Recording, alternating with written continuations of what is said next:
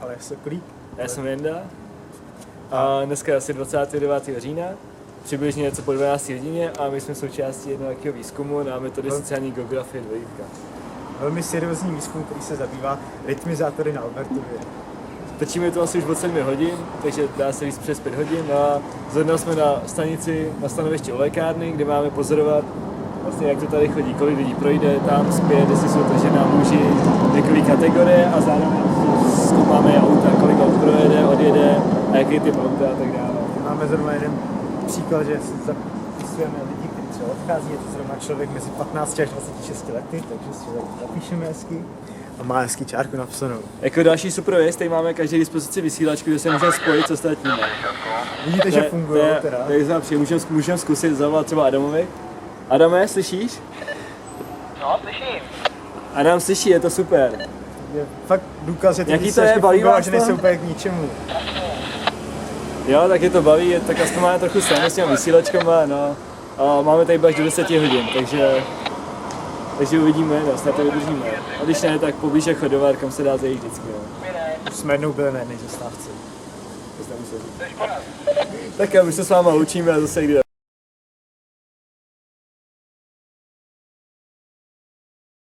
Čau Kájo, můžeme tě na chvíli zastavit? No, můžeš. Ale my tady děláme takový výzkum, prostě jedná se o to, že zkoumáme jako průběh na Albertově během dne, jak se tady mění, jak lidi prochází, jak jezdí auta, prostě snažíme se to zhodnotit, jak se to mění prostě během dne, tak mě jenom zajímá, odkud jdeš?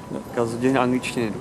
Takže jsi nebyl vlastně na geografii, takže chodíš na jazyky, co? Jo, je to A jazyk. chodíš třeba na Albertově kvůli jiným věcem než kvůli škole? Co třeba menza, to určitě chodíš do menzy, ne? Aspoň někdy. Chodím do menzy, ale jenom když jsem jako ten ve škole, tak jsem musím něco nejít do menzy. A třeba, že bys chodil do lékárny nebo tady, jak je Husa, jestli třeba někdy tam chodíš. No, Takže taky čistě jenom škola. čistě jenom škola. OK, tak jo, hele, tak dík moc a sorry, že jsme tě zdržovali.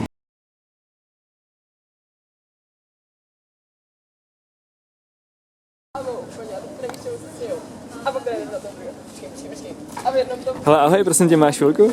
Jo, mám. My tady děláme takový výzkum v rámci sociální geografie. Zkoumáme vlastně celodenní dění na Albertově, jak tady chodí, jak se střídají lidi, kdo kam prochází, kam jdou, jak tady jezdí auta a tak dále. By mě zajímalo, jakoby proč tu seš ty? Tak já tady taky studuju A co studuješ? ochranu životního prostředí. Takže jsem jdeš vlastně kvůli škole teda dneska. Jo. A chodí se mi kvůli nějakým jiným věcem? Třeba tam je lékárna, jestli třeba někdy chodíš do lékárny sem? Ne, to ne, Ne. jenom kvůli A třeba menza, chodíš do menzy, že bys si sem šla jenom kvůli menze třeba? škole. Domů si nechodím vůbec. Takže taky čistě jenom kvůli škole, jo? Čistě jenom kvůli škole.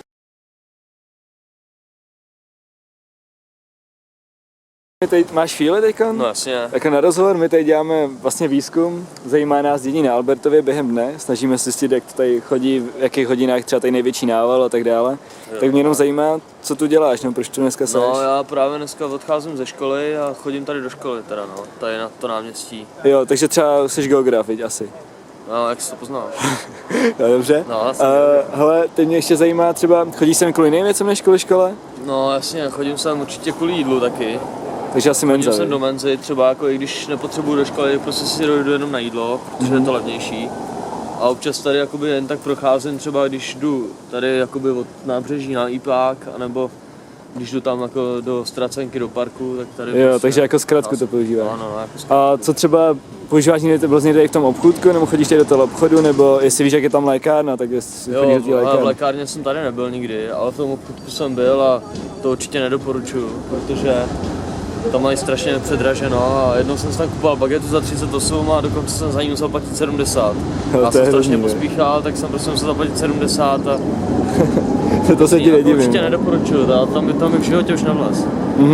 A napadá tě ještě něco, proč bys tady třeba, proč tady chodíš, nebo jak tady trávíš čas? No. Byl třeba někde na těch kurtech, jak jsou nahoře, nebo? To na kurtech jsem nebyl, fakt jenom škola, jídlo.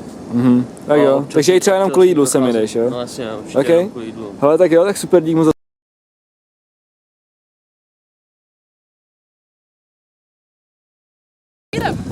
A cože sbíráte oříšky? No tak sebrala horičky, víte? Jo.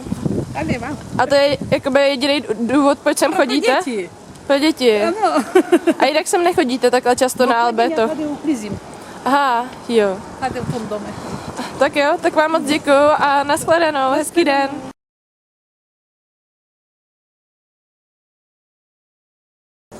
Čau kluci, tak jak to jde? A jdeme na tom stíky zrovna. No, to jsou teda procenti. Tak zase tolik těch aut nejezdí, co? Co soudíš o tom výzkumu? No, tak zatím to jde, jo. Myslím, že tak za 6 hodin budu soudit něco úplně jiného. Nějaký lepší název, Martine? Ne, souhlasím s Adamem. OK.